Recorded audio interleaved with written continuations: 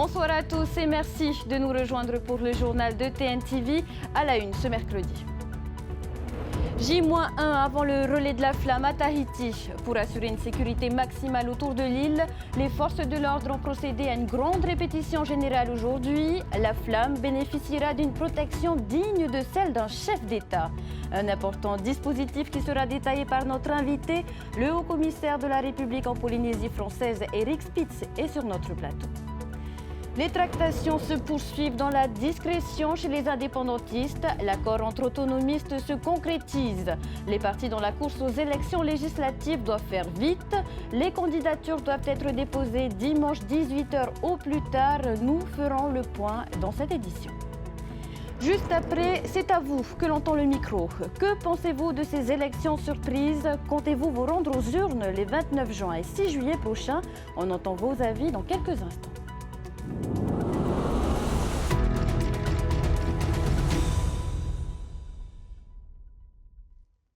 Le relais de la flamme olympique, c'est demain, jeudi, à Tahiti.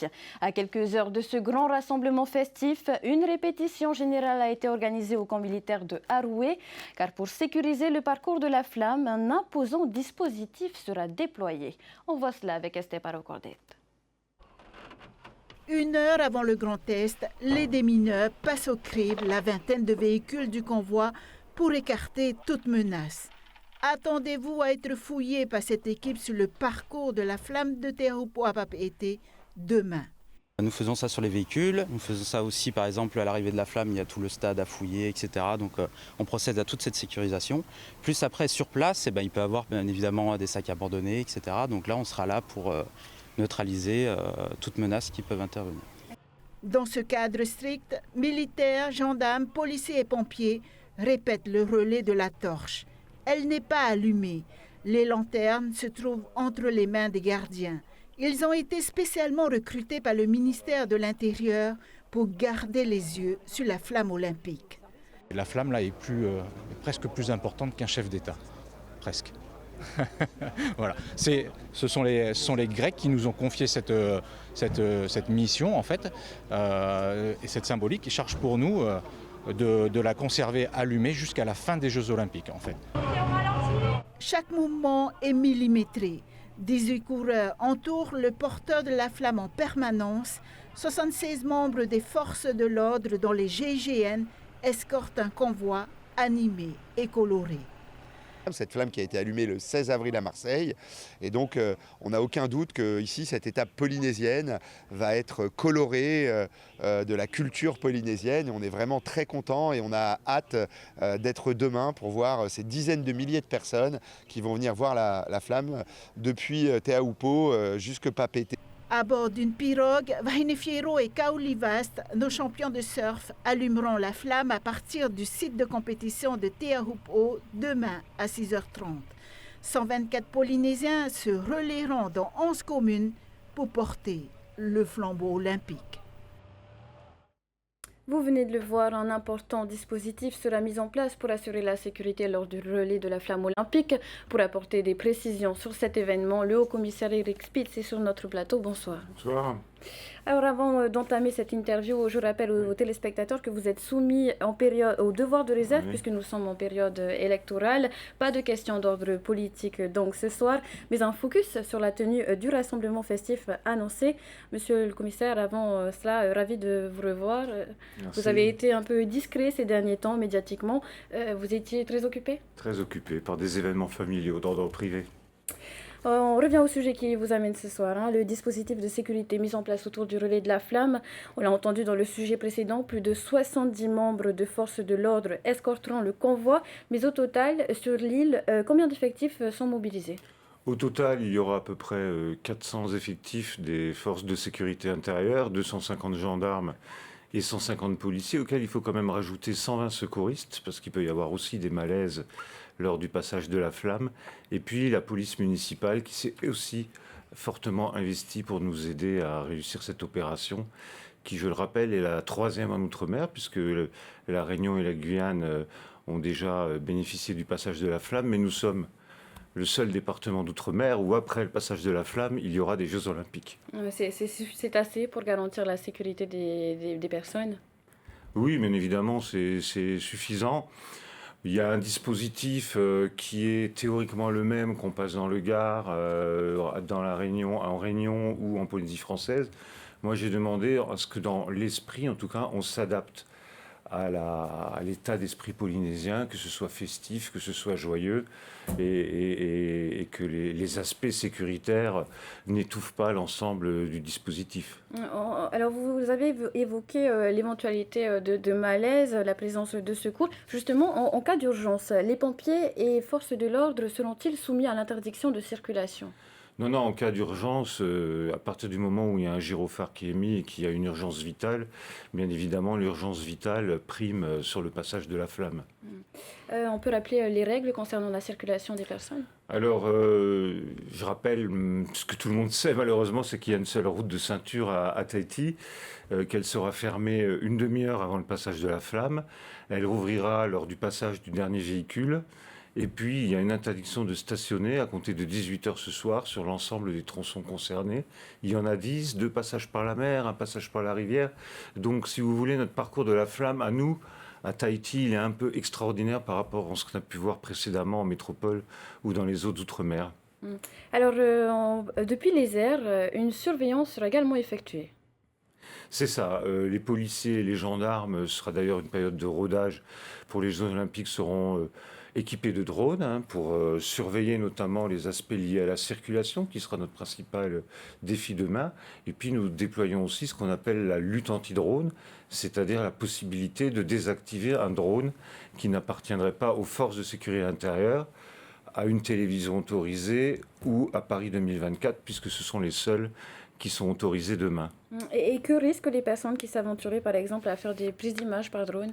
Ils risquent bien évidemment la confiscation du drone et une très forte amende. Alors, côté spectateur, doit-on s'attendre à être fouillé par les forces de l'ordre?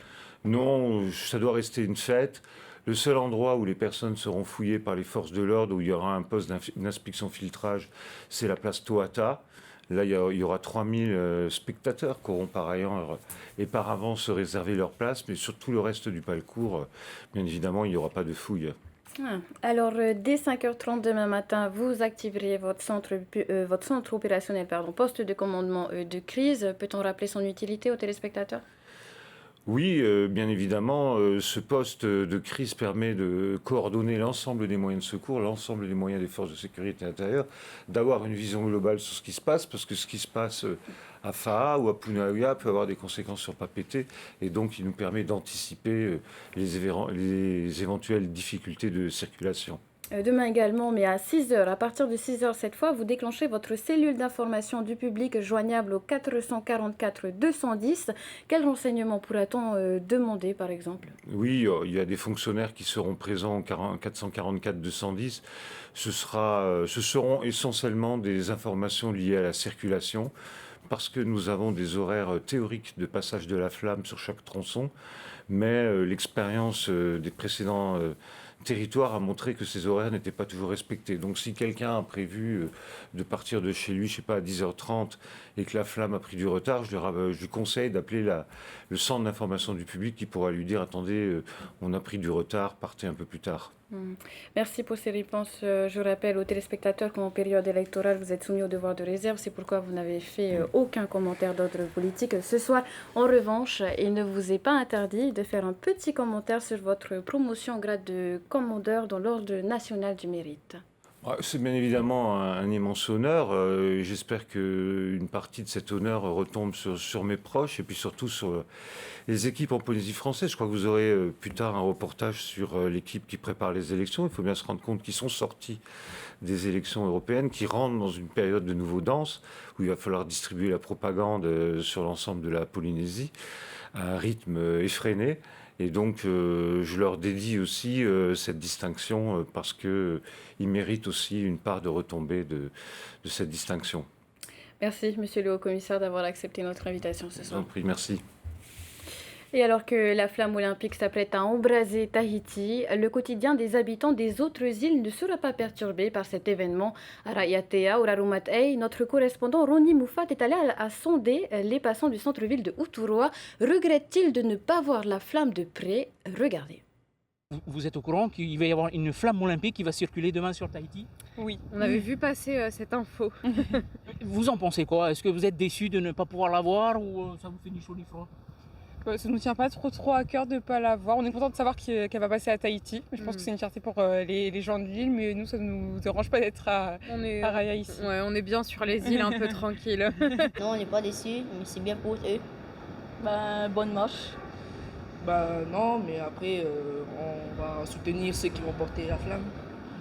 C'est une fierté pour vous? Ouais. Moi, j'aurais bien aimé la voir. Personnellement, je pense que ça amène un peu d'engouement ici en Polynésie. Et j'aurais bien aimé la voir ici à Raiatea. Je pense que ça aurait ramené pas mal de touristes. On aurait vu aussi un peu tout ce qui se passe derrière le monde sportif. Du coup, personnellement, j'aime bien les JO. Du coup, j'aurais bien aimé la voir. C'est un peu déçu. Si, parce que ça passe pas chez nous aussi. Ils auraient dû faire le tour de Raromatei jusqu'à Tahiti. Au moins, tout le monde participe. On ne vient pas pour la flamme, on vient pour la beauté du paysage. Et je crois que vous allez louper les embouteillages aussi.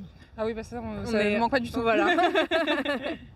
Les embouteillages, là, nous, on n'a pas besoin. On est très bien chez nous et gardez pour Tahiti. C'est pas qu'il fait pas bon diète, mais je me déplacerai pas. Il y a beaucoup trop de monde. Ah, ça c'est sûr. Du coup, demain, pas bonne idée d'aller sur les routes. Vaut mieux rester chez soi, ou en tout cas se déplacer à pied. Du coup, à pied les gars. Et avant d'ouvrir notre page spéciale élections législatives, un mot de politique avec le Conseil des ministres délocalisé ce matin à la mairie de Veirao. L'occasion pour l'exécutif de se pencher sur les besoins des communes de Taiarapu-Ouest, dont Te Ahupu'o qui a présenté 8 projets. Pour rappel, le pays apporte son soutien financier aux municipalités à travers la délégation pour le développement des communes. On écoute tout de suite la maire déléguée de Te Ahupu'o, Roniu Tupana. Elle répond à Davidson Bennett. Alors au niveau de la rétrocession de la marina, à la commune, et puis ensuite l'acquisition d'un terrain pour un nouveau cimetière, et puis ensuite le Rahui. On a beaucoup parlé aussi du Rahui par rapport aux aides et ensuite l'emploi et surtout aussi par rapport au domaine rose pour le après-JO. Le pays a récupéré et puis après on aimerait bien récupérer aussi la marina. Focus maintenant sur le prochain scrutin, les élections législatives.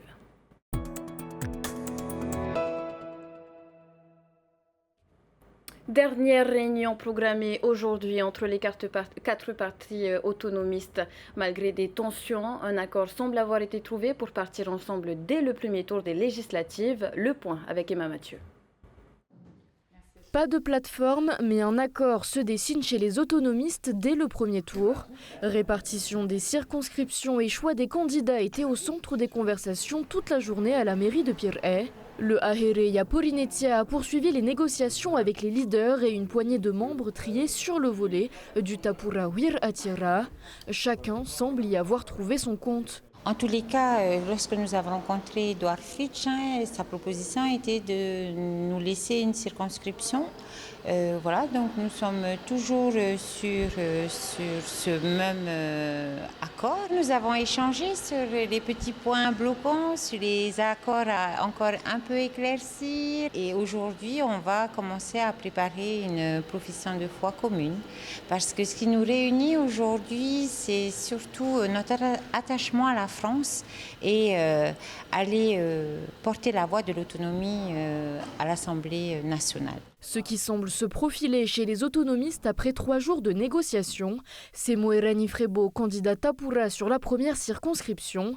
Nicole Sanker et son suppléant Teveitea Salmon de Ahip se présenteraient sur la deuxième. Enfin, Oamuitairaa, c'est Pascal Haïti qui est pressenti sur la 3e circonscription.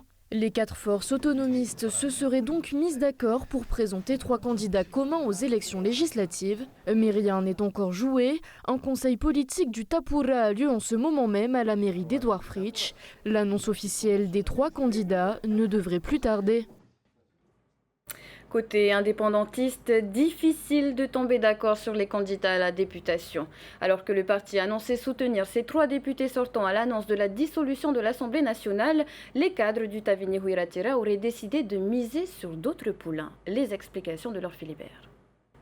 3 jours après l'annonce de la dissolution de l'Assemblée nationale et donc de l'arrêt du mandat des 3 députés issus des rangs du Tavini Wir Attira, les cadres du parti demeurent invisibles et muets. Seul le président du pays, de retour d'un séjour express à Paris, réitère son soutien aux 3 députés qui viennent de perdre leur siège. Pour moi, les 3 meilleurs candidats, ils s'appellent Steve Chayou, Timotei Le Gaïc et Mariana Red.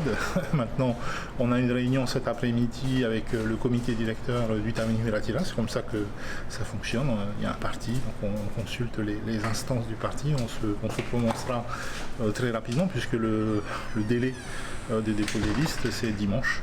Ouais, en général, le Tavini, on aime bien venir juste à la dernière minute pour garder le suspense, mais non, on verra, peut-être qu'on déposera demain. Les instances du parti ont déjà été consultées dimanche dernier en l'absence de Moetei Boderson et auraient choisi dans un premier temps de continuer à faire confiance aux parlementaires déchus. Mais malgré la bonne humeur du président du pays, le Tavini Wir Attira tergiverse. Les 3 députés n'auraient pas tous confirmé leur souhait de se représenter et certains seraient écartés au profit de cadres du parti. Les noms de Moetei Boderson et d'Oscar Temaru circulent. Mais si le maire de Fa'a décide de poser sa candidature, en cas de victoire, il devra choisir entre son mandat de Tavana et celui de député. Affaibli par des divergences répétées ces derniers mois, le parti pourrait l'être encore davantage si les membres choisis ne font pas consensus. Et ces élections législatives organisées dans un délai très court ne sont pas un défi que pour les partis politiques. C'est aussi le cas pour les communes qui s'organisent en urgence pour accueillir les électeurs au bureau de vote les 29 juin et 6 juillet dans des conditions normales. Héloïse Girard, Vejarinauta. Organiser des élections législatives en à peine plus de 2 semaines, c'est un véritable sprint administratif pour les mairies. Le personnel municipal se prépare à relever ce défi selon un calendrier bien rempli. C'est une difficulté pour nous parce que pour nous, les électeurs, on en avait fini et les prochaines c'était en 2026. Habituellement, entre des scrutins, on a au moins 1 mois, voire un petit peu plus de délai de préparation. Là, on a uniquement que 2 semaines. Donc on est très chargé en ce moment. Au Haut-Commissariat, une vingtaine d'agents de plusieurs services sont mobilisés pour organiser ces élections dont le coût avoisine les 75 millions de francs. Le challenge principal, assurer la distribution des bulletins de vote dans toutes les mairies de Polynésie. C'est une énorme logistique, puisque les bulletins de vote doivent partir par avion, par bateau, par Farerata pour le secteur de Tahiti. Donc effectivement, nous avons repris nos plans de vol, nous travaillons avec nos prestataires habituels, compagnies d'aviation, pêcheurs locaux, armés pour les largages sur les îles les plus éloignées. Pour les élections européennes, Papeete n'avait reçu qu'une centaine de procurations. Les législatives mobilisent traditionnellement les électeurs et cette année, le contexte étant particulier, on peut s'attendre à de nombreuses procurations. Ça tombe en plein Jeux olympiques, donc on espère également que les gens seront au rendez-vous, vu qu'on arrive vraiment en pleine période de vacances scolaires. Les candidats ont jusqu'au dimanche 16 juin pour se présenter. Les listes électorales sont clôturées depuis ce 10 juin, mais les procurations sont ouvertes jusqu'au 29 juin pour le premier tour. Elles peuvent être réalisées en ligne auprès des forces de l'ordre ou du tribunal judiciaire. Enfin, et pour conclure ce volet politique, c'est à vous que nous donnons la parole. Notre rédaction est venue à votre rencontre dans les rues de Papeete avec ces 3 questions. Quel est votre intérêt pour ce scrutin? Vous déplacerez-vous? Et comment analysez-vous les chances des différents partis politiques?